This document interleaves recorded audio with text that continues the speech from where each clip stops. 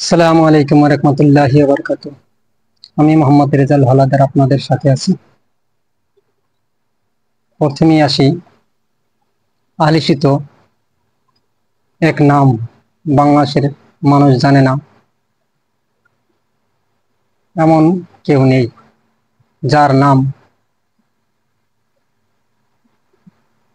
Torture sell বা আয়নাঘর। দীর্ঘদিন বন্দিদশা কাটিয়ে আলোর মুখ দেখা এই মানুষগুলো তাদের লোমহর্ষক অভিজ্ঞতার কথা বলেছেন গুপ্ত সেই টর্চার সেল, নির্মম সেই দিনগুলোর কথা, যার নাম আয়নাঘর। আয়নাঘর বাংলাদেশের মানুষের কাছে বহু আলোচিত এক নাম, যার আরেক পরিচয় গুপ্ত বন্দিশালা বা টর্চার সেল, যেখানে দিনের পর দিন মানুষকে নির্মমভাবে অত্যাচার করা হতো এবং ঘুমাতে দেওয়া হতো না, এমনকি মেরে ফেলা হতো এবং মেরে ফেলা সেই লাশ কুকুর দিয়ে খাওয়ানো বা সমুদ্র সৈকতে পেট ফেরে ফেলে দেওয়া হতো। এমন ঘটনার প্রত্যক্ষ সাবেক মাননীয় প্রধানমন্ত্রী শেখ হাসিনা পতনের পর লাইভে এসে অনেকে সাক্ষ্য দিয়েছে এবং মিডিয়ার কাছে সবাই লোমহর্ষক কাহিনী বলছে এবং ইলিয়াস আলীর ঘটনা বর্ণনা করেছেন অনেকে, আর বলেছেন যে ইলিয়াস আলীকে মেরে পতেঙ্গা সাগরে পেট ফিরে ফেলে দেওয়া হয়েছে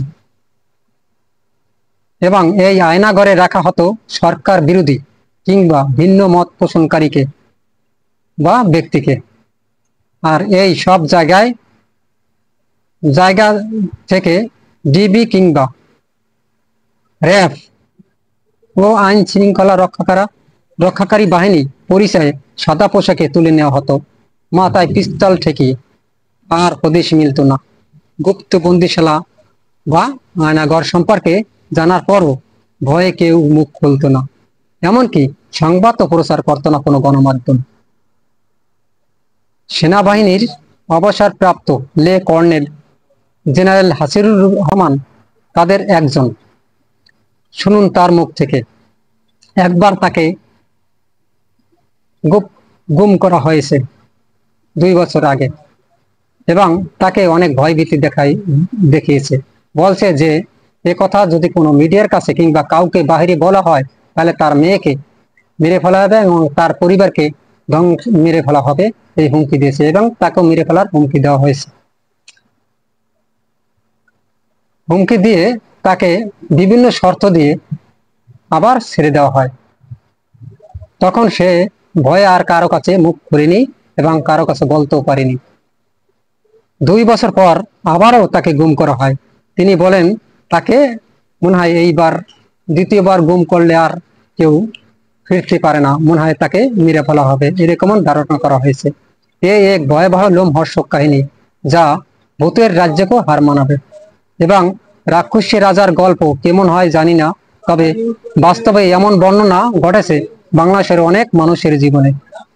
এ পর্যন্ত কত মানুষকে গুম ও হত্যা করা হয়েছে তার কোনো সঠিক হিসাব জানা নেই বাংলাদেশের কোনো মানুষের কাছে।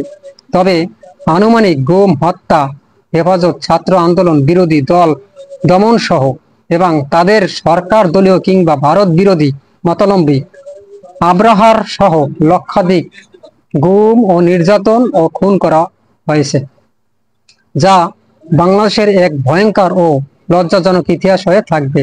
এই আয়নাঘরের দেয়ালে নিজের আঙ্গুল কামড়িয়ে কেটে মোবাইল নাম্বার কিংবা নাম ইত্যাদি সহ বহু সংকেত লেখা হয়েছে, যাতে তাদের কেউ খোঁজ দেয় পরিবারে। কিন্তু ভাগ্যের কি নির্মম পরিহাস, এই সংকেতগুলো যে দেখতো সে কি আদৌ ঘরে ফিরতে পারবে?